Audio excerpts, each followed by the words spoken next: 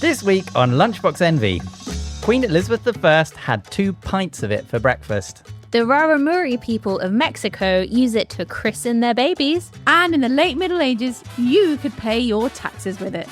It's beer.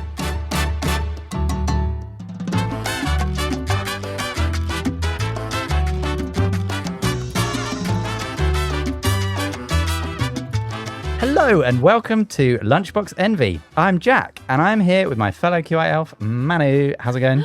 Good. How you doing, Jack? Fantastic. We're also joined by food writer and chef Rosie. How you doing, Rosie? Hi, I'm so well. Nice. So should we crack open? What is beer? Ah. What is it? A delicious elixir. It's a fermented grain. Yeah. Age old. We've been drinking it for, I think, about 13,000 years. Wow, that is pretty old. Is that older than wine? Yes. Wow. I'm pretty sure we drank beer before we drank wine. We were certainly cultivating cereals before we were cultivating grapes. So I think if you leave either of them to ferment and go off, occasionally they'll get alcoholic. Mm-hmm. And actually, you always read in books. You always read in books. Nice. Yeah, I'm always reading in books. I'm always reading in books that people would drink beer instead of water because it was safer. Yeah. And you'd get typhoid from the water, but you wouldn't from the beer and things like that. Mm-hmm. Yeah, a couple of caveats with that is I think you buy beer where you don't buy water. So you notice the beer and the gin coming up in records, whereas nobody's paying for water before Nestle I was came going to along. say they are definitely now. It is still true in some cases. But also the other thing is the beer they were drinking is not what we think of as beer today. Totally. It was often a lot weaker and tastier and actually stodgier. So a lot of time it's known as liquid bread because it's made from the same ingredients. So imagine like a flavoured porridge, and then you're much closer to what they were drinking thousands of years ago. Yeah. Ooh, flavoured porridge. Love it. Warm flavoured porridge. On a hot day. No, I don't think so. Not for me. Oh, it's funny you talk about the thickness of it because there was a big debate about whether beer or bread came first. I don't know if you came really? across this yet.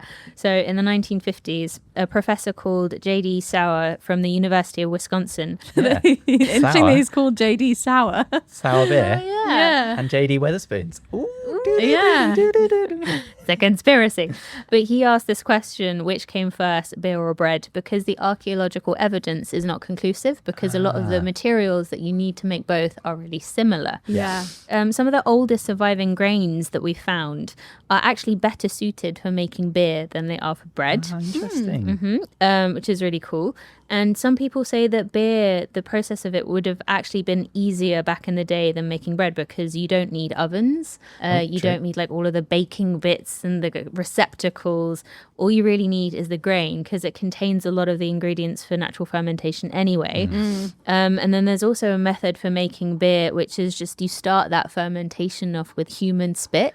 Oh, yeah, I read about this. Yeah, it's super cool. So there's a drink in South America called chicha, which is made by chewing the flour at the start and then letting that all ferment. So they were like, it was actually a lot easier to make beer. That's a good point. But sensibly, people on the bread side were like, you cannot physically live off beer and protein alone. As much as we'd love to, it wouldn't be a very healthy population. And why would you do that when you have all of this available grain? Yeah.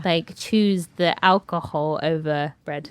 So in the end, they met in the middle. And historians think that people first used grain to make a kind of gruel. Yeah, I think that back in the day, the lines were a bit more blurred. And you kind of have, like I say, sludgy beer or liquid bread. Exactly. And they were kind of the same thing. It would be helpful for me as someone who is, I would categorize myself as a basic bitch when it comes to beer. It would be helpful for me to know what are the differences. So if we could, let's talk about how to make it and also what are the different types. Okay, so we're going to do a whistle-stop tour because like chocolate, there are 10 million There's steps. so many. Oh, God. And So different. many. Everyone has their own different technique. It's bonkers. So we have 4 main ingredients, which are water. 90 to 95% of your beer is water. Okay. Then we have barley or another kind of grain, like Jack mentioned. Then we have hops, which we'll talk about in a second. And then we have yeast, which is a fungus. Oh, yes. I'm well acquainted. Oh, God. For cooking, to be clear. Okay. No more questions. But yeah, hops are really cool. Hops are the flowers of the hop plant. Scientific name Humulus lupulus, which I love. Ooh. Sounds like a Harry Potter spell, doesn't it? Doesn't it? And they are cousins of the cannabis plant, which is why they smell like weed. I was going to say they do smell a bit like weed. Not that I know what it smells like, but Yes. But yeah, hops, when you add them in the beer making process, contributes to the bitterness and add specific aromas like citrus and banana. So that's where we get all of those amazing flavorings from. You can also only make beer with female hops because if you use male ones with seeds in them, the beer can taste a bit shit. So only lady hops in your beer. why am I lady not hops. surprised? And we have a really nice plate of dried hops that I brought today. They smell fantastic. They smell so good. They smell like Hackney Wick. Yeah, they do. Yeah, all of the That's a great hipsters. But yeah. Hopsters. Oh, well done, Jack. I love it. Okay, so it starts with milling all your grain, so grinding it all up, and then mashing, which is adding loads of water, letting it steep, and then you boil the shit out of it, and you add the hops in that stage, and then you ferment it, so you add the yeasts, and that's where all of the amazing magical alcoholiness happens. The yeast start eating the sugars, pooping out alcohol. Great fun. One stage I didn't know about was pasteurizing, which happens with like big scale beer production. It's to stop any kind of nasty bacteria developing in the beer, so it has a really long shelf life. But Louis Pasteur, we think of milk fame pasteurization. He was actually developing the process for beer. Really? I had no idea. So without beer, we might not have clean milk to drink with a crazy long That shelf is life. very true. Another thing to thank beer for. I think the main difference is between ale, which is warm fermented, Yeah. and lagers, which are cold fermented. Yes. Am I right? Yeah, okay. Cold fermentation is about 10 degrees. The yeast all sinks to the bottom and it takes a lot longer. Yeah. And then the warm fermentation, the yeast all floats to the top and it takes much less time and it happens at about 18 degrees.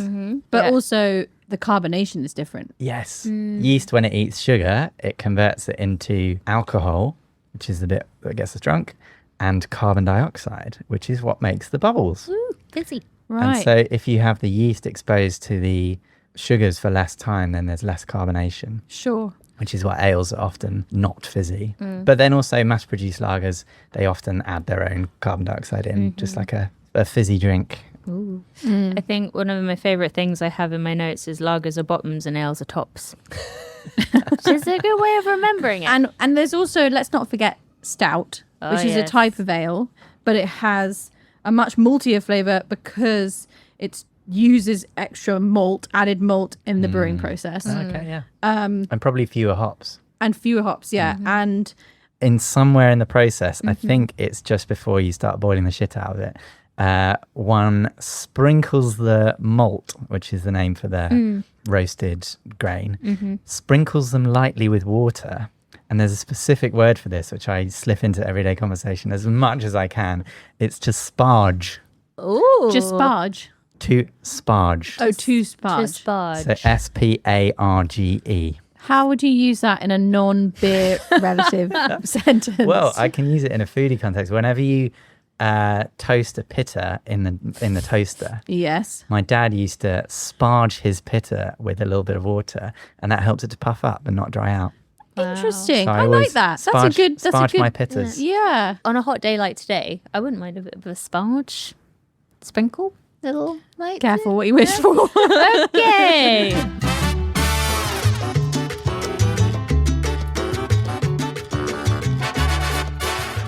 Okay, let's crack into our first lunchbox, and that is mine. I have brought you guys today a real treat. It is 5,000-year-old beer. Oh God. Oh, God. Not literally, but the recipe is from ancient Egypt, Oh, nice. Oh. where they used to drink a lot of beer. So let me pass them around. Oh, it's lovely and cold. Oh, yeah, you use it as a Oh, cold press. God. It's really beautiful. So I wonder if it'll make a nice noise. It kind of looks like a pear juice that you might buy on the continent. Yeah. Oh, it does not smell like that, though. To me, it smells like raw dough. Actually, hats off to you. Whatever you've made there is not bad. The process was you toast bread and then you tear it into chunks and leave it in water with honey, sugar, yeast, and then you just leave it for 48 hours and then finally strain it. I don't know if it's food safe, but I think it's mildly alcoholic. It's basically liquid bread. And why the straw? So that's how the ancient Egyptians would have drunk it, because they weren't able to strain it in quite the same way. So in fact, they would actually drink it from the fermenting vessel. So while it was still fermenting. Like, those big party cocktail bucket things. Yeah. 1,000 straws. Yeah. The ancient Egyptians obviously didn't have plastic, so they would use reeds and hollow grasses as straws. Right. So should we go? Bottoms up? It's okay. I just had a tiny sip. It's one of those tastes where you're like, oh, kind of like a bad fart smell, where you're like, it's kind of intriguing, kind of Tell bad. you what, though, that is close to beer. Yeah. I've definitely had some dodgy lagers in backwater pubs that smell a bit like that. The only thing that's kind of stopping me from believing that someone in Dalston made that is that it's cloudy. It looks like a fruit juice. If it was somehow clear, I probably would have paid £7. Yeah. I was going to say, Carbonated. I for would probably pay more because of the cloudiness. That's when you Interesting. know you've gone hipster and crafty. Yeah, true. Yeah. So apparently the Egyptians who built the pyramids were given 10 pints of beer a day. Oh, What? Yeah. it's I know. thirsty work, man. Well, it is. And like I said, it was quite nutritional. It was basically a gruel, and it had a lot of vitamins and... And I guess not as much alcohol as... No, exactly. I think, we can't be sure, but it was probably around 2% alcohol. Right. So you'd be lightly sozzled after 10 pints, especially. Yeah, but throughout the day. Yeah. Well, also you're sweating, you're climbing up a pyramid, like... Yeah. And there was an ancient Egyptian goddess called Hathor, who was the goddess of love, dance, and beauty. So kind of similar to, I don't know, Venus or... But she was known as a lady of drunkenness. So they obviously venerated the feeling of being drunk and thought it was quite holy. And to combine the two, it kind of makes sense. Well, doesn't it? Yeah, I like that it's a female god of drunkenness, because it's normally a Bacchus-esque person who's a bit naughty, and it's always a bloke, and they're essentially a lech. Whereas nice Hathor giving it large for the girls, Yeah. one of us. It's really interesting because brewing beer has traditionally been women's work. Absolutely. Interesting. Like all of the history of brewing, it was all women doing this job, from Viking women to ancient Egyptian women. Making the beer was part of your everyday kind of household routine and your household chores. So according to historian Lacan Brooks, a lot of unmarried women used to use brewing to support themselves if they didn't have husbands to do that. But then even married women would partner up with their husbands to help them run ale houses and brew beer. And then one of the reasons we kind of lost that association was because in the 1500s in Europe, during the height of Christian Reformation and all of this new religious zeal, the witch hunt started. Them damn witch hunts. Oh, yeah. And what's really interesting is that female brewers used to apparently wear kind of really pointy hats. Oh my god. And carry their beer around in cauldrons. And often they'd have... sweep up all the hops. And they'd have cats outside their breweries to keep the mice rats away away, from the yeah. grain. So there are some historians that think the kind of image we have of the stereotypical witch outfit is from these female brewers. Well, witch's brew is a phrase, right? Yeah, exactly. What's really cool... Actually, no, it's not cool. Why am I saying that? It's really shit. So around this time, people were calling brewers witches because there's a lot of fear around women being able to support themselves. Also, brewing beer takes away from baby making time and baby raising time, and that's what women should be doing, obviously. So yeah, today brewing beer is still a super male dominated profession, And it's, I would say, arguably a super male dominated product. oh my god. So much advertising, so much of the packaging is built for men. Yeah. Well, it's really interesting because we have this kind of long-standing image of monks brewing beer and making alcohol, but there's actually a smaller tradition of nuns brewing beer as well. So one of my favorite stories about women in beer Women in beer, women in STEM and women in beer. Not women in bikinis like swimming around a swimming pool of beer. No, Jack. No, No, Jack. Just to be clear. stop it. Sister Doris Engelhardt. I really hope you're listening. She is the self-proclaimed last brewmaster nun living in Bavaria. She's in her 70s. She works at the Mallersdorf Abbey Brewery. And she makes 2 beers, and you can only buy them from the nunnery. So her beer's called, Jack, help me. Klosterbräu Mallersdorf. Thank you. She says she only brews beer that she would drink herself. She drinks about half a litre of beer a day. She's currently looking to retire and is looking for a replacement. So if anyone wants to take the mantle and be the brewmaster nun, Do you have to be a nun? I think you might have to be a nun. Sorry, Jack. That's okay. But yeah, that's Sister Doris. Love it. There's one bit of beer history that I really love, and it's linked to London, where we are now. The London beer flood of 1814. Oh, yeah. I know heard about about it? this. Yeah. So it was in Tottenham Court Road. There's a theatre called the Dominion Theatre there now, and on that site, before the 1920s, was a brewery called Moe and Company. Moe and Co. So they had these enormous vats of beer, which hold thousands of litres, as we do today, but these were made of wood and fastened by rings of iron. Like you picture like an old-fashioned barrel. And then just out of nowhere one day in October, one of them split, and then the resulting wave tipped over like a domino effect many of the other vats in this brewery. And about 2.5 million pints of mostly London porter, actually. So picture, like a very dark beer. A tidal wave flooded through the street, demolished buildings, and unfortunately it did kill 8 people, 5 of whom, in a tragicomic way, were actually at a funeral. I don't know if that's funny or not, but yeah, it must have been quite the sight. Yeah. And sticky. for Sticky cleaning up tree. afterwards. Someone must have drank it. I think so. I think people were, because it was quite a poor area of London, they were sort of overwhelmed at the amount of free beer they could have. Because Free beer from what? Like the puddles? Like,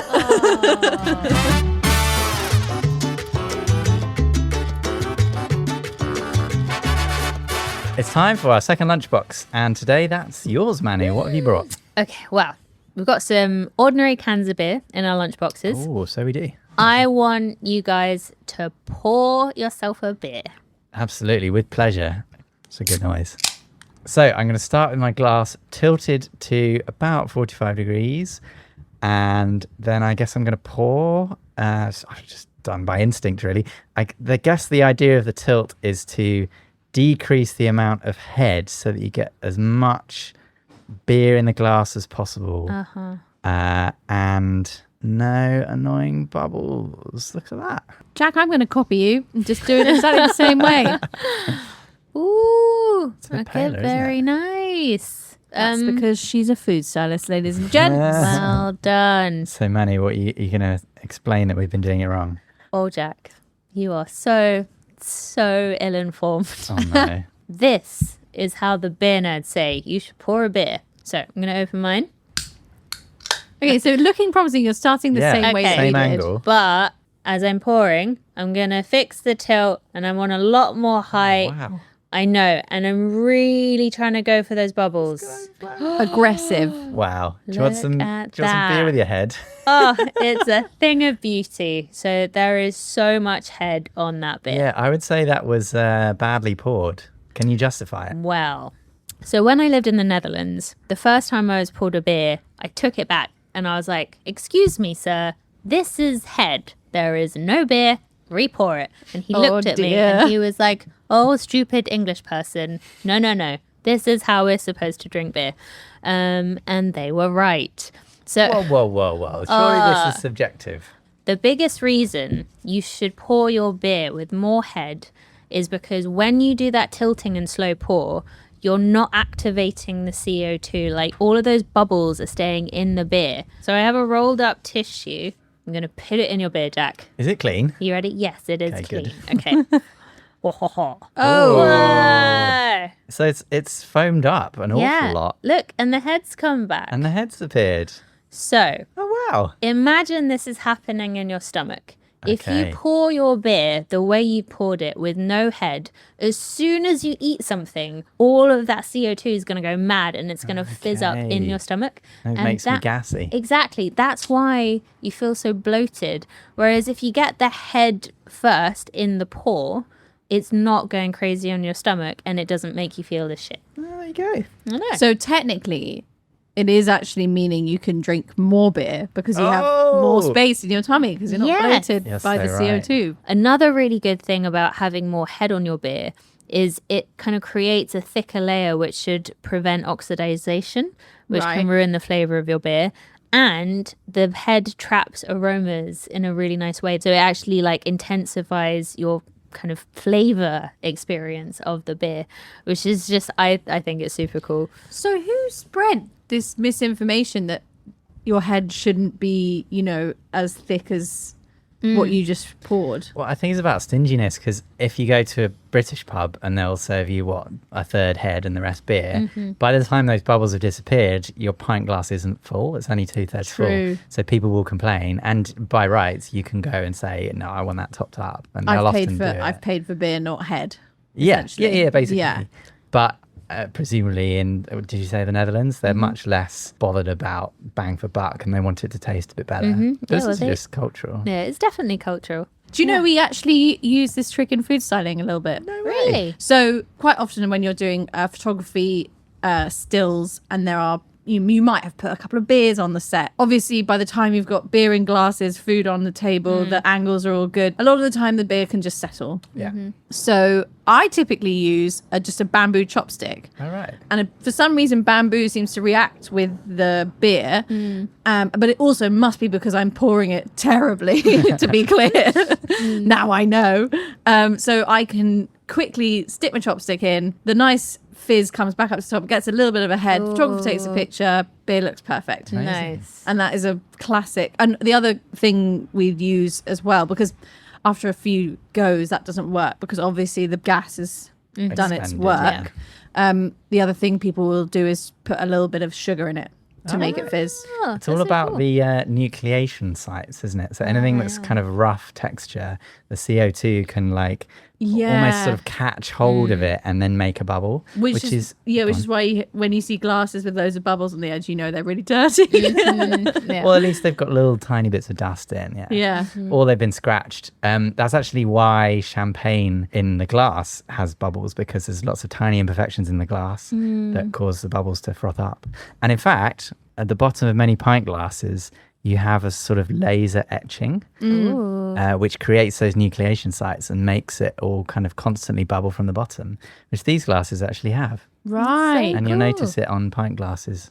So in the that you pubs. get a constant So that it kind of stream looks a bit prettier. Yeah, exactly. Nice. And not so Clever. flat. Interestingly, a lot of the pint glasses, the actual line which says this is a pint is not at the top. It's a bit No. further down. Yeah. So a lot of the time when you ask for that extra little top up, it's slightly more than a pint. Yeah. So But yeah, it got me thinking about how we drink beer and pour beer in different countries. One of my favorite things is in Qingdao in East China. It's a city. They drink beer out of a bag. Wow. With a straw? It's more to do with transportation. So they're really famous for their draft beer. But instead of pouring it straight into the glass, what they'll do is they'll pour it into branded plastic bags, which they kind of can take around with them, and they can serve it to pop people. over your shoulder. Yeah, no, legit. It's really cute. And then they have a hole in it, which you can pour into the pint glass. How do they from keep home. it cold? Wait, a hole? though? Where's the hole? It's in the middle of the bag. It's mad. How does it not come out? I think they might cut it when they're pouring it. Oh, So I you have see, the yeah. bag, and then when you're ready to pour, so people are just walking around with bags of beer. I don't Qingdao think is one of the biggest breweries because there used to be a German port there, and that's why they've got one of the biggest beers in China. Oh wow! I know. But not the biggest. Do you know the best-selling beer in the world? We'll see if you can guess. Guinness. Budweiser. No, neither of those. It's snow beer. What's snow beer? Well, exactly. It's the most popular beer in China. And given that its population is enormous, Yeah. it's actually the best-selling beer in the world. Oh, that's Oh. crazy. I know. I've never had any. I've never even seen it in the shops. No. Oh, I want to try it now. Yeah, I know. Me too. So, whilst we're talking about countries that love beer, Belgium, famous for their beer. Oh, yeah. I am never that interested in plumbing, but this has caught my eye. They have an underground beer pipeline. What? It's so cool. So Wait, it's can I tap that? Sorry. What? I mean, like, can I divert some of it to my house and make a tap? I didn't mean it in that I have way. been to Bruges and I didn't know about this. Dirty Oh, minds. because it's hidden underground. Right. So basically, in 2016, a beer company called De Havman Brewery, their factory was in one place, but their bottling plant was in another place, 3 kilometers away. And they were having such issues transporting it through this tiny historic city. And they were messing up all of the roads and like creating traffic and loads of noise. So their solution was to build an underground pipeline that was like 3.2 kilometers long, carrying roughly 4,000 liters of beer an hour Wow. under the city. And it was part funded through crowdfunding, where locals could buy shares or like lifetime beer rewards. Genius. I know, so clever. That is clever. So I'm just picturing it. It's like a tube of beer flowing one way. Would that be like next to the sewers flowing piss the other way? Oh, I hope not. And then they sell it as Foster's at the other end. Oh,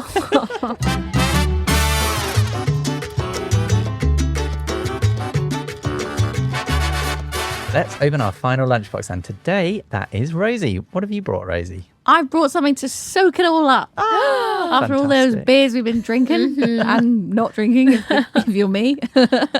I have brought Welsh Rabbit with me today. Lovely. nice.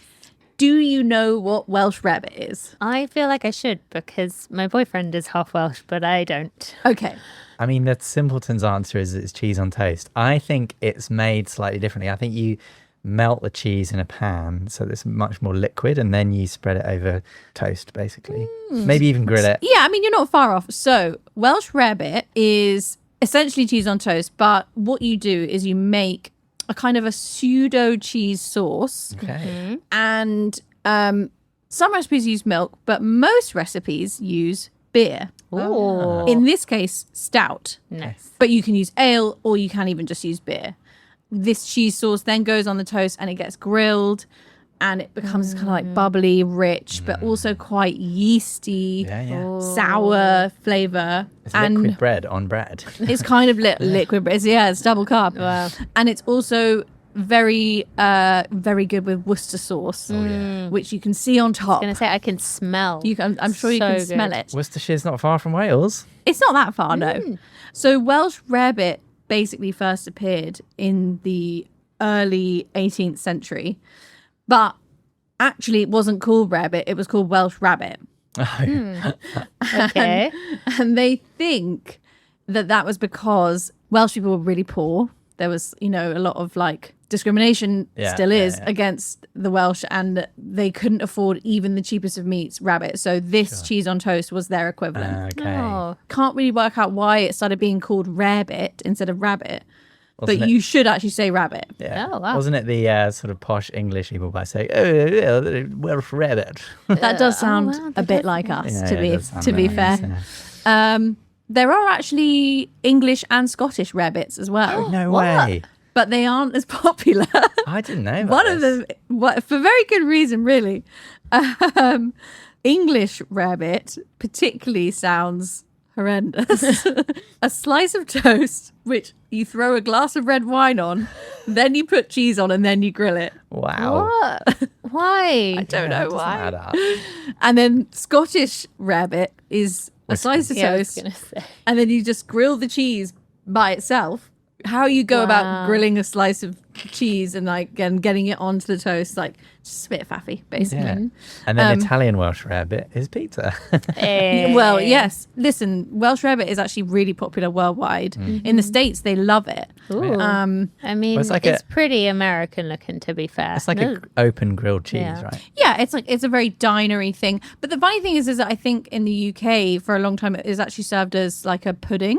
Oh, really? And actually in St John, the very, very famous British restaurant here in London, you can get Welsh Rabbit as a pudding. Wow. That is like a pudding is Kind of like particularly. cheese course, I suppose, right? Yeah. Should we have a bit? Oh, I'd love Yes, to, yeah. please. Oh, You got that wow. perfect, when cheese melts and then re-solidifies and it makes like little grilled sort of nuggets. Oh, it smells so good. Oh, yeah. That Real goes down good. a treat.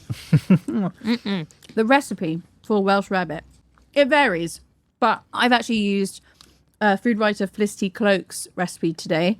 She used to write a column for The Guardian called The Perfect, and it's a brilliant column. I love it. Yeah. And she would do a lot of research into one particular dish, summarize lots of different thoughts and recipes on it, and come up with the sort of perfect version of it.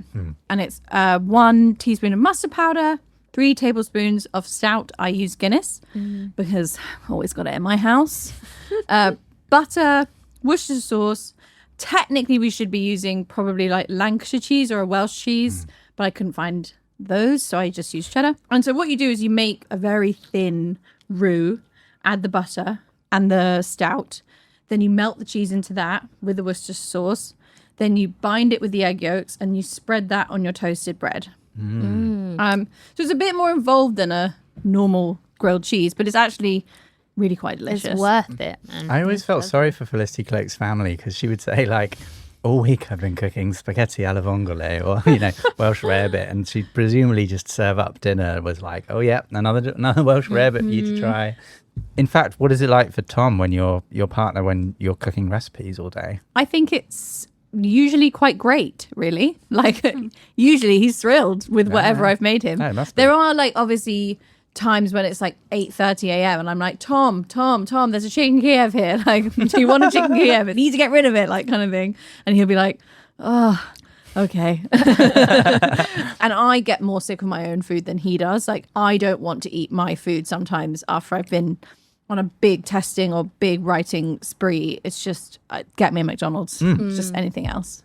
Well, anyway, so other versions of Welsh rarebit do include flour, and other versions also do include milk instead of beer. Okay. But I couldn't really find a good reason why beer was being used other than it was just widely available, cheap, and I think beer and cheese are great together. A fantastic combo. And it's like that yeasty, sour maltiness in that sauce that really adds something. Whereas if it was made with milk, it would just taste creamy, wouldn't it? It wouldn't be the same thing. Agreed. The one thing that does make beer in this cheese sauce a little bit trickier to work with, I would say, maybe than milk, is that because beer has less fat, no fat molecules or virtually none, as opposed to milk having loads, there isn't much for the fat in the cheese to stick to emulsify with. So it can look a bit grainy and split sometimes when you're making it, but that is just the name of the game. And in the States, there are a couple of versions. Blushing Bunny has tomato soup added in. Oh, Wow. They love this whole rabbit theme. Yeah. And Buck rarebit is topped with a whole fried egg. wow, like that a sounds croque madame. so good. Yeah. So, beer and cheese, as we said, a great pairing. Yeah, both fermented. Both fermented, both very delicious, both great ancient, probably. for before and after a hangover, during the whole thing. There is actually a beer cheese dip in the States literally called beer cheese. Wow. Unfortunately, it didn't come out with a cooler name. And it's from Kentucky, and it's made with sharp cheddar, beer, cayenne, garlic, mustard, horseradish. So it's a bit spicy. Actually sounds so good. Yeah, I'm really sounds into really it. Send us some. And in Winchester, Kentucky, they host a beer cheese festival every year. Whoa. You go to this festival, you eat your beer cheese, you drink local craft beers and artisanal cheese and have a jolly nice time. Sounds like the hipster's dream. I did go to a beer and cheese tasting once. Did you? Really? Was it great? You know what? There's just so much volume. Because they Yes. obviously were not pouring their beer properly. Oh, no. They're left like waddled out there. So I wanted to talk a bit about beer and cooking generally Yes. because actually it isn't as prolific as wine. It's not something we cook with as much. And I think the primary reason for that is that while wine has higher acidity than beer, beer has actually by nature much more bitterness. Yeah. So when you cook with it, it can be quite hard to balance out. It doesn't work as well, isn't as malleable as wine is with other flavors. And wine reduces to sweetness, whereas beer That's a doesn't good do point. Yeah, that yeah. so much. Wine has more sugar in it. But there are 3 areas you will find beer Okay, in cookery. Hit me. Well, do you think you know what they are? Jelly. Pie. Pie. In a stew. No, marinating. Marinating. Damn you. Sorry, Manny. You were close to stew. Stewing. Perfect. Thank you. Stewing, marinating. Okay, and there's one more. The last one, which you will probably rarely, if ever, see wine, is actually leavening. Oh. So, beer and bread. Because You're it's got an- the yeast. My pizza dough. Yeah, your pizza dough. Yeah, course, I the made master pizza dough the other of day ceremony. with beer for the pizza episode. Okay, so for slow cooks, beer braises, that's all we're all very comfortable with that. We know that beer does nice things to meat. More typically ales rather than your lagers because they are a little bit sweeter, less carbonated. Yeah. And there is a Belgian dish called carbonade flamande, which is basically a beef and beer stew. Sure. And it's notable because it forms part of the Belgian tradition of cuisine à la bière, which is basically cookery with beer. And this was popularized in the 50s by the famous Belgian chef Raoul Molechem. Oh. Thank you. If my Flemish isn't good, don't tell me.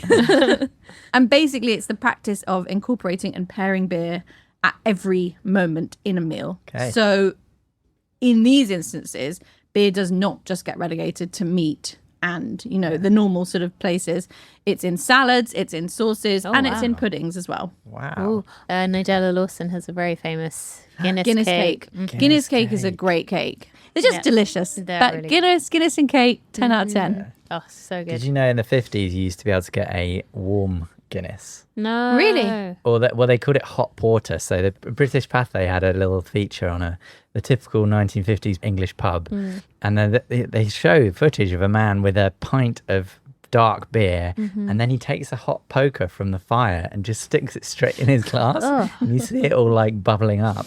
And way. after like a minute, he takes it out and it's just like a hot steaming pint of beer. That's crazy. I know, how far we've come. How far we've come. Can't Although wait. I wouldn't put it past some hipsters No, I was reintroducing gonna say, that. like, I know people who drink room temp like lager, and they're like, no, it's way better this way. Well, you This do is- get more taste. No, but the joy is This in is the actually room temp now. okay first. But I think the joy is like the cold crispness. Do you guys like beer cocktails? Yeah. Is this like beyond a shandy? Well, a shandy is definitely Yeah, okay, one that of those counts, things. Actually, when I just was on holiday in Sicily, Oh, yeah. my husband got they called it a birra sporca, and it was basically a scoop of lemon granita, which is granita's like shaved ice, and then a beer poured over it. Oh. That's a shandy I can get behind. Affogato. I'll Sounds tell you that. really good. It's actually not my favorite beer cocktail. My favorite beer cocktail is a michelada, which is from Mexico. Oh, what is? I love these. Oh my god, Manu, they are quite marmitey, I would actually say, in more ways than one. They As in- actually are taste a bit marmitey. As in love them or hate them. Yes, some people basically the beer is seasoned with kind of like a soy sauce mix, loads of tahini, which is like a chili lime seasoning, lime juice. In some cases, you can have it with tomato juice as well. That's a type of michelada, but I like a classic one, which is literally just like heavily seasoned beer. It's so refreshing. It's somehow more refreshing than a normal beer because it's so salty. It kind of hydrates you better, and it's a little bit spicy. And oh my god, I tell you right now, if I wasn't pregnant, I'd be absolutely sending the micheladas home. There's another one I tried last summer, which I saw online. Is called a spaghetti, as in like basically like spaghetti. Somebody touch my spaghetti. Somebody touch my spaghetti, and it's essentially Okay, that's lost on Manu. I think, yeah. I don't. I'm It's just quite a niche having fun. restaurant. I'm just happy to be. you drink, the first maybe like 2 thumbs of beer out of your bottle, and then you top it up with just about to be frozen Aperol. Oh. And then so it's cold as hell Aperol in your already quite cold beer. And it basically is like a sort of beer spritz. Wow. It's really good. That sounds banging. See, again with the cold beers, I just don't think you get. You're just looking for refreshment and drunkenness rather than taste. You are wrong. I am. that's I am legit. so sorry. Those are legitimate things to go for. But I'm not I always drinking wanna beer taste my to like beer. taste the 1,000 years of hops in it. I'm drinking beer to feel refreshed. Yeah, of course. And that needs to be cold.